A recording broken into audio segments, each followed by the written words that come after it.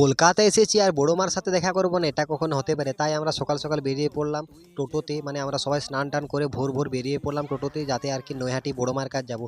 আর এখানে স্টেশনে চললাম। তোমরা হয়তো কম বেশি প্রায় সবাই জানো যে বড় মা আমাদের নৈহাটির কতটা বিখ্যাত এবং কতটা জাগ্রত, এখানে কতটা ভিড় থাকে, প্রচুর মানুষ আনাগোনা, প্রত্যেক দিন এত মানুষ আসে তোমরা ধারণা করতে পারবে না।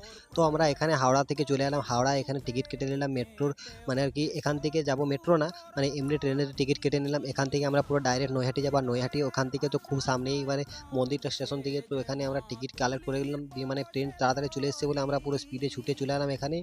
এখানে এসে করে দেখি ট্রেনটা এখানে দাঁড়িয়ে আছে। তো মানে আলাদা একটা ব্যাপার, মানে এতটা ছুটে কখনো যায় না, দিয়ে দেখছি এখানে ট্রেনটা চলে এসেছে, দেখতে পাচ্ছ ট্রেনটা গাইজ। মানে এই ট্রেনটাই করে আমরা যাবো নৈহাটি বড়মার কাছ।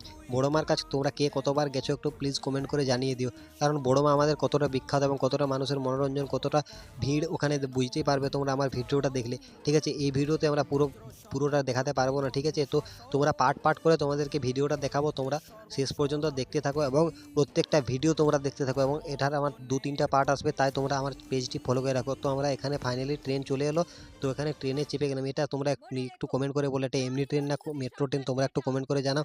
তো গাইজ আজকে এই ব্লগটা এই পর্যন্ত, পার্ট 1, এবার পার্ট 2, পার্ট 3, পার্ট 4 এভাবে আসতে যাবে। তো তোমরা তার জন্য আমার পেজটি ফলো করে রাখো, যাতে নৈহাটিকে